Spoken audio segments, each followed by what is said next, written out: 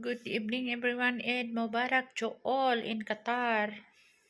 Kumusta naman po kayo mga kabayan? Okay na ba po Okay ba kayo? Magkano bang Eid hadiah ninyo?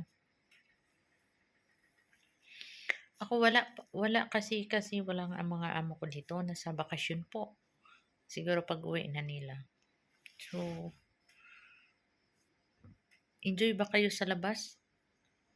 Ako ba baka bukas labas ako mamili ng pagkain. Ang init talaga, mainit sobra. Mainit pa sa love life.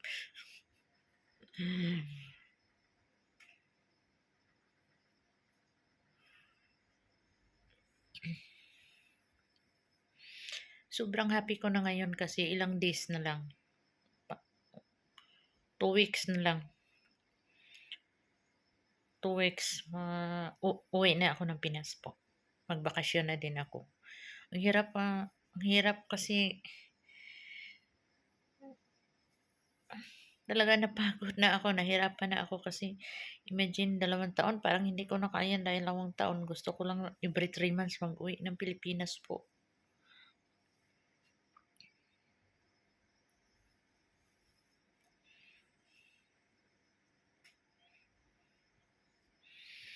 Nakapagod sobra, sobrang pagod.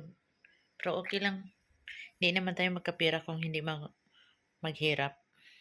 Kung nasa Pinas naman tayo, hindi tayo pagod pero wala namang pera. Di ba?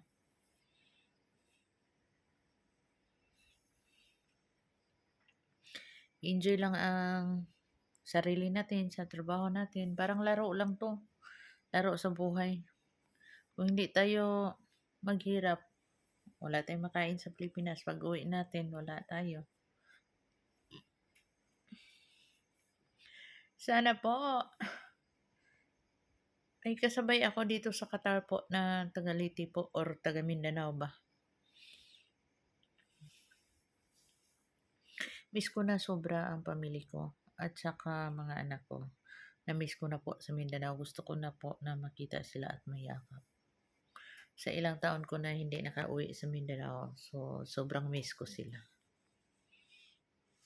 Sana po na healthy sila lagi at ako din healthy. Wala nang sakit. Kasi lagi na lang ako naoperahan din ito sa Qatar. 3 beses na po. Isang beses sa Pilipinas. So, apat na beses ko na operahan. So, parang hindi ko ma-imagine na pag maoperahan ako, parang okay lang sa akin na kahit saan butas-butasan yung katawan ko, kahit saan ang sugat sa katawan ko, basta mabuhay lang. Sabi ng mga kaibigan ko, sobrang strong ka talaga kasi kaya mo ang lahat na kaya mo ang lahat na kahit lagi kang naoperahan, hindi ka nag-give up. So, paano ako kung mag-give up ako? So, paano bayaran ko yung sasakyan ko, di ba? So, kailangan din na strong lagi. Kailangan na lumaban kung ano man ang mga pagsubok na sa buhay na kaya mo na harapin at kaya mong panindigan ang mga goal mo, kaya mo na kung may ambisyon ka, so kahit nahirapan ka na, kakayanin mo para sa ambisyon mo. Kung madala ka sa pagod, magpadala ka kasi maisip mo, uwi na ako, ang iba nakapag-relax, bakit hindi ako makapag-relax?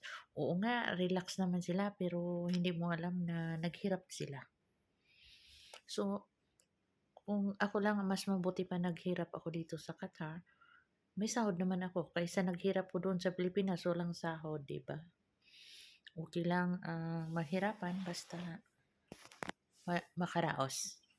May sahod at saka lahat na gusto ko maibili ko. Hindi naman ako ambisyosa pero gusto ko lang na magkaroon ako ng sasakyan, magandang buhay, yun lang. 'Yun lang sa akin. Salamat po sa inyong lahat at God bless you all.